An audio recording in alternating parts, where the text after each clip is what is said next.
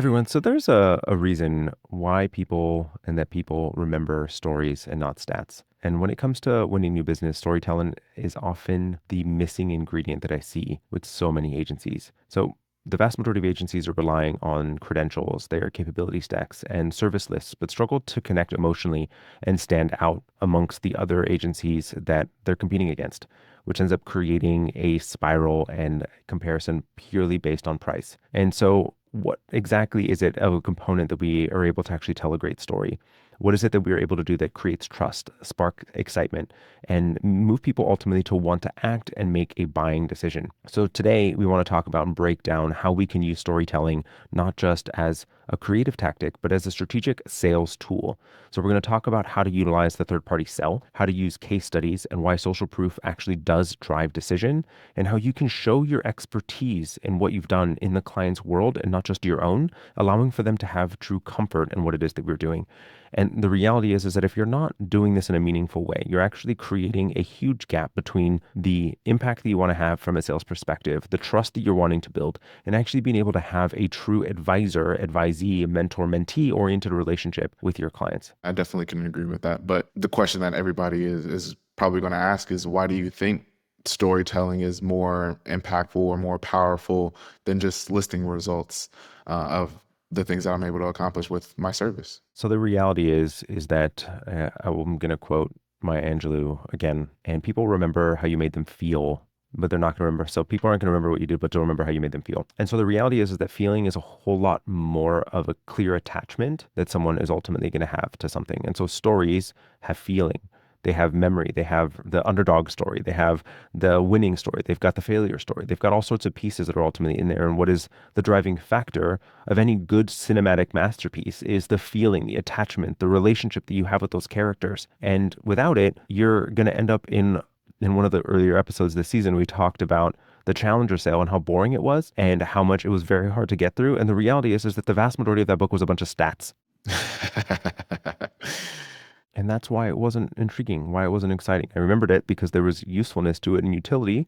And so I kind of forced to commit that to my memory, but otherwise it was very difficult to get through. I definitely remember talking about that book because I definitely had the same reaction of like, okay, the information is good, but it's very blah, very bland. I mean, is there a difference? Like, I know a lot of people when they're doing their pitches or they're pitching, they're telling a story. Like, is there a difference between pitching and like telling a story that I guess is more strategic in a sense? Yeah. So if you're pitching and trying to say why you are the best and why you are so great. Hmm. Here's the analogy I'm going to use. Let's say that you are meeting someone for the first time and you're at a barbecue and you ask someone a question and then they start telling you about all the amazing things that they are and the things that they've done and how cool they are and all of that stuff. What is your immediate reaction going to be if you run into that person at a barbecue? Definitely don't want to talk to this person because all they're gonna do is talk about themselves. Exactly. But if they were to do the exact same thing and talk about all the amazing things that they've accomplished, but through the story of someone else and the impact that that had and a cool experience that they had with someone else, it changes the entire vibe, doesn't it? Yeah. Yeah, it's kind of like you're seeing them through somebody else's eyes versus them just kind of like, hey, look at me, look how cool I am. It's like when somebody like name drops, just like Oh, I get that same exact reaction.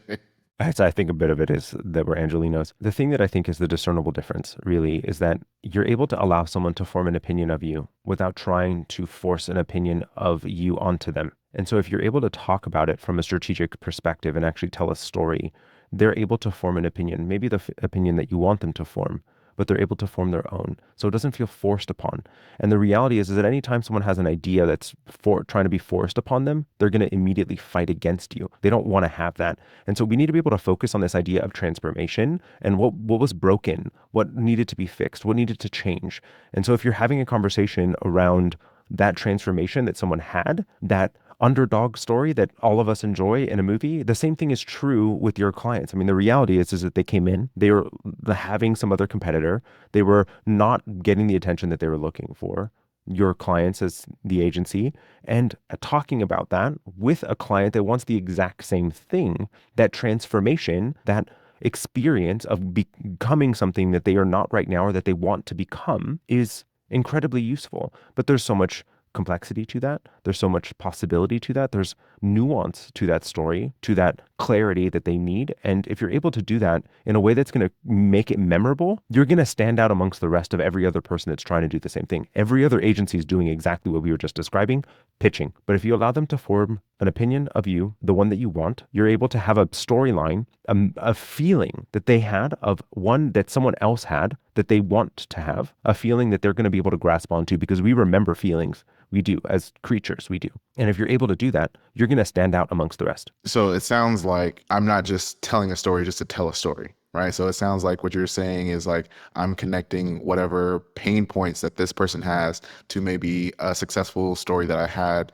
with somebody else's pain points, and just kind of connecting it so that they can connect their own dots. Does that make sense? Like, is that what you're talking about when you're saying like third party selling, where it's not just like, hey, you have a problem with your sales, we do this. This is more so like, hey, you have a problem with your sales because of this. Actually, we had a client, 2 years ago or whatever it may be, that has like a similar story that maybe you can connect with and have a better understanding. Is that how it goes? Sort of, we'll continue to take the reality of what we all experience in getting to know someone, right? It's like every story that you should be telling theoretically, right? Like there are people that tell random stories out of the blue, but there's context to the reason why a story is being told. And it's like, hey, I remember a story of you and I together, and we're going to talk about that story. Or you brought up something that reminds me of this other thing that happened when I just did this thing last weekend. And so context is actually really important here. And so the context of the conversation you're having with this client, they just mentioned something about themselves, a thing that they want to accomplish, a challenge that they're currently having in their business, a competitor that is doing better than them, or something that is a piece that is a problem, something that they want to solve for. The reason that they're here in this room with you having this conversation. So that context, you want to inject that context into the conversation that you have with them. So utilize that as a means by which to have that conversation. So the reality is that you would say something very simple of what you're describing to me reminds me a lot of an old client of ours. They were in a very similar position. When we first met them, they were really struggling in X, Y, and Z thing. You want to describe the feeling that they had, the thing that they connect to the most. And this is the third party selling framework really is you go through essentially a case study, starting with the negative emotional experience that person had, then connect it to the business challenge that they had, the reason why they had that negative experience, why that emotional thing that they're saying. And the reality is that each one of us is the center of our story. And so my personal feeling, how I feel, is the reason I am going to buy. Whether you're selling to an enterprise business, you're still that person within the company is buying, or you're selling to a small business, the owner, you're selling to the business and the person are very intertwined in that example. And so you're still selling to the emotional experience. What it is that I'm going to sell to myself, what it is that I'm saying about myself. And so what is that negative emotional experience? The business challenge that ultimately is there. Then the solution, the process by which you followed to solve that problem, the context, the nuance, the decision-making, the criteria, the thinking that went into it, the process that you followed, all of those pieces, that nuance, that power, that expertise that you have, that you went through, you then describe. Then you talk about the result, the impact that it ultimately had, and then the feeling that they had at the end of that experience. So that rags to riches story, that rich dad, poor dad oriented framework, really, of they started out here feeling this thing, but then they ended up here feeling this thing. And so that is what someone is ultimately buying, is I feel this way about myself and about my own experience and about my own success, but I want to feel this way. And so you're the go-between between those two. In a sales conversation, right? I'm coming to you because I want some result. Why can't I just give them the number? Like, hey, okay, you're looking to increase your follower count. You're looking at, well, we've done this for 85 other companies and we've been able to do it successfully. So we'll be good with you as well. And to use again the framework and the conversation we're having around the challenger sale, is that tell me exactly what were the statistics around how many different salespeople were interviewed for that book? No clue. Yeah. Zero idea. But if you were to have the understanding of what was the distinction between the experience that they had from understanding the takeaways that they had from it, the emotional experience of being able to be successful, and the feeling that is there around the challenger sale versus the relationship salesperson, those pieces you remember. Because if you're talking about it purely from a numbers perspective, and this is speaking to me as well, right? I'm going to forget it. And I love numbers, but I am going to forget it. It's forgettable. You're making yourself forgettable. And that is the least thing you want to do in a sales conversation. But it's not memorable, is why. So giving them that anchor of that story, that feeling is what's going to ultimately move them to want to work with me over somebody else, is what I'm getting at. No, it's going to give them the comfort that they have the possibility. So, Hmm. as we've talked about, so yes, it'll create that potential inevitability. But the first step to any buy is knowing that I have the potential to even have this outcome. So if I don't believe, and this is the analogy I've used before, if I don't believe that if I believe I'm going to die in a plane crash, like I wholeheartedly believe it, rational or irrational, I believe I'm going to die in a plane crash. You better believe I am not going to get my ass on a plane. Like that ain't going to happen. No matter how much you try to convince me of it, not getting on a plane. But if you talk to me about all the experiences that you've had, the stories that you've gone through, the things that you've experienced on planes and how you've never had any turbulence and how it's been phenomenal and all of these pieces, like now I'm starting to actually have an experience through you that makes me feel maybe just a slight bit more comfortable. And now I know that millions of people have gone on planes and have had a tremendous experience, have gone from one place to another. But the idea of getting on a metal tube flying through the air at 600 miles an hour is a little scary. But the reason why we do something that is so scary and crazy is because millions of people have done it before and have had a tremendously powerful experience on the other end. And so we are willing to go through that to get there and to do that. And so the first belief that needs to happen is I am capable. I can do this thing. Hmm. And the only way that we believe those things is vis-a-vis someone else having already done it. But if it was the first time that anyone had ever gone on a plane, you better also believe I am not getting on that plane.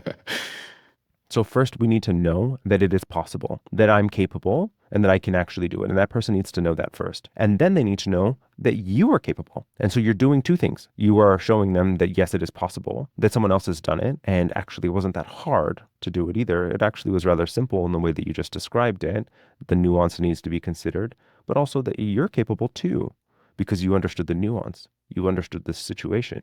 You understood the questions to ask, the things to consider that allowed for them to have the result that they're looking for. And so you're doing two things. You're giving them the feeling that they're capable, that it is possible, and two, that you are also capable and it is more possible through you. So it sounds like social proof is definitely one of the things that helps people move. What other types of proof could I, as an agency owner, utilize when I'm trying to build that trust, trying to get that person on that plane with me as their pilot? The reality of it is that you don't really want to ever be in a position where you're trying to explain and convince them that they're needing to get on a plane. So I forget exactly what book it was, but it's this idea of you've got a kid as an example, right? That they're worried about going to school the next day, kindergarten for the first time. And if you were to tell that kid, well, you're going to school and you're going to enjoy it and you're going to have fun and blah, blah, blah, blah, blah. It's like, do you think that actually is going to work on the kid? No. So, but an example, and I forget which book it was, but if you were to sit down with their older siblings and your spouse, and you're sitting down in the kitchen, being really loud, finger painting, having the best possible time, and then they come downstairs and I'm like, what are you guys doing? Oh, we're just finger painting, and it's such a fun time, and we're just enjoying the hell out of it. And we're like, I want to finger paint. Can I finger paint? No, only people that go to kindergarten can finger paint. You have to first go to school first in order for you to be able to learn to finger paint, and then we can finger paint together. Now they're excited to go to school tomorrow. Now they're excited to be able to become a kindergartner so that they can learn to finger paint and have just as much fun. But don't sit there trying to convince someone of something that they don't want, because you're never going to win that battle. But you can show them how fun it is, and maybe they'll want it. Interesting. I wish my parents would have took that with me because I was kicking and screaming on my way to school. I'm still given a hard time by my mom for not having like turned around. She really wanted me to cry on my first day of school, and I just said bye and then walked away. And she still reminds me now of how upset that made her that I didn't cry that day. That's funny. Every time my mom, I got back from school, she was like, "How was it?" I was like, "Boring, boring." I was ready. I was ready. That's funny. All right. So back on the making sure that we're able to tell the successful stories to make sure people are able to convert their sales, making sure these agency owners are able to communicate that they're the ones for the job. Like, what does it look like to be able to tailoring a story that will allow for their prospect to enter their world, right? So making me want to be that kid who is like, oh, finger painting is cool, and I want to do finger painting with you, right? Or being able to get them on board, not having to step on the plane, but like making sure that they understand like they have that place for them with you. There's a kind of other layer that I would say that I think is important is that, so let's say that we have a prospect in a place now where they believe it's possible.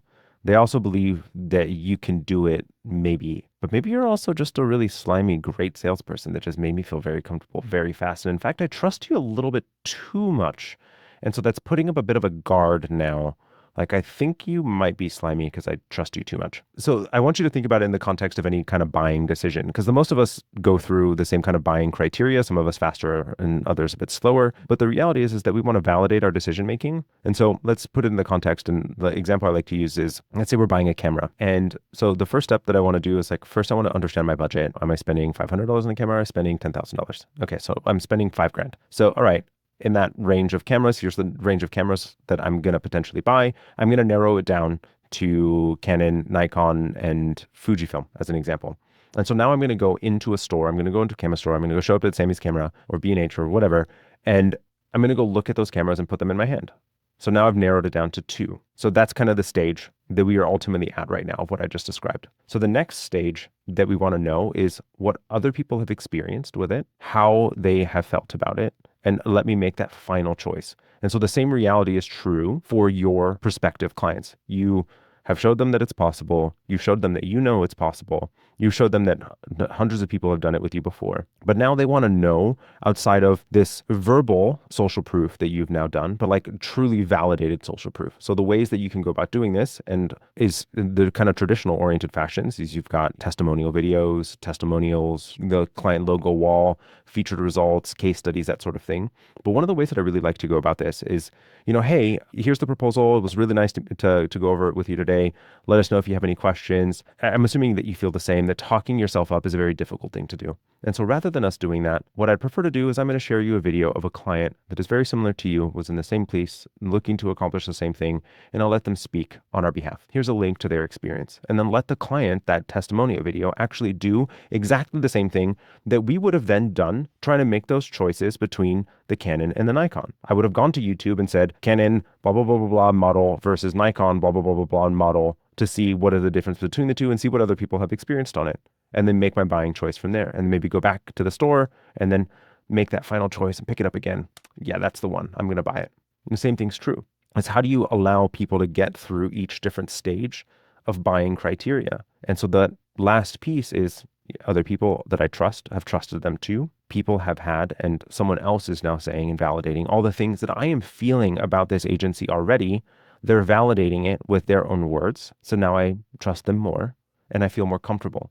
And understanding that that proof, that personal feeling of proof from someone else is relevant, and that you have to make sure that it's current, that it is relevant to them in their own buying criteria, that buying decision that they're currently at.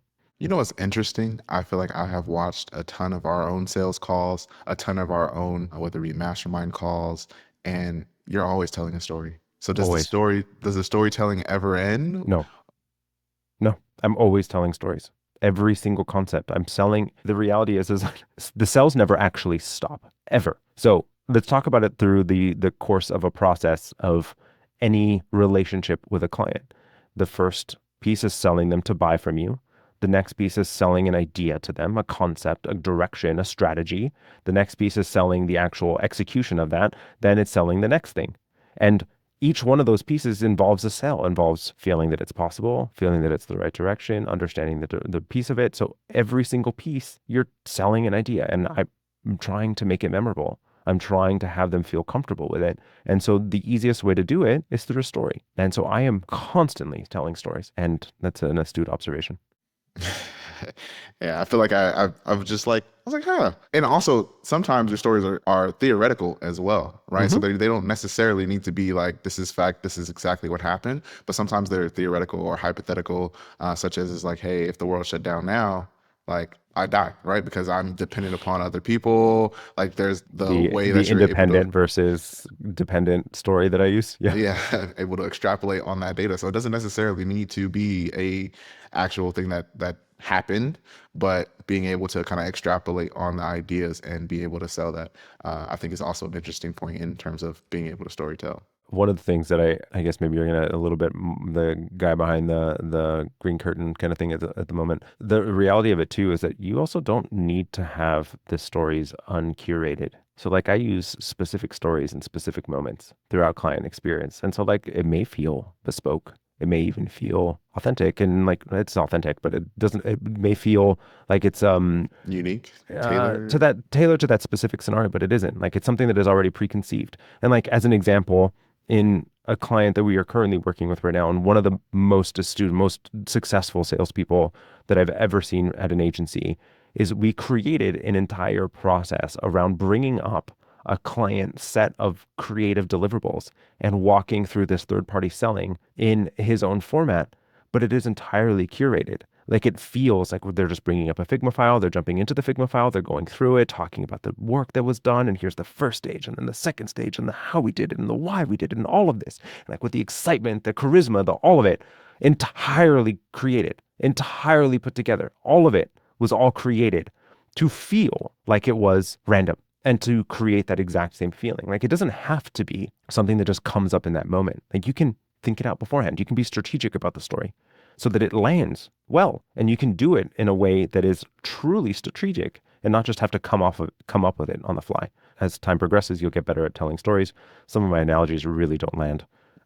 But you know, That's interesting. Just curating that whole sales process to be able to give your clients the right perspective is something that I feel like is advanced level selling 101. it's key, because if they don't make a commitment to any component of it, if they don't lean in, you're dead in the water, completely dead in the water. So storytelling isn't fluff. It's one of the most strategic tools that you can use to close business. It builds trust, provides proof, and helps the prospective client picture what it really would look like for them to be successful and what it would really look like if they were to work with you. If your sales process falls flat, feels flat, or forgettable, start utilizing storytelling and creating those stories that allows for it to be more memorable. Use your past work to spark belief, to spark inspiration. Personalize it into their reality, the feeling that they have. Help lead them with the understanding of how that transformation is possible, and make them understand that, make them be able to make the choice that is right for them, the right one, and hopefully that choice is your agency. Hey everyone, thank you so much for listening in today. With all of the shifts in the industry, it is easy to feel overwhelmed or unsure of your next move. So I'm not here to try to sell you anything. I just want to give back and guide you through the uncertainty. Whether you're navigating new trends or just need some clarity, we're here to listen and offer advice. Head to creativeagencysuccess.com/chat to book a free 15-minute chat with an agency mentor who can provide you with a fresh perspective. Let's figure out the best steps for your agency's growth together.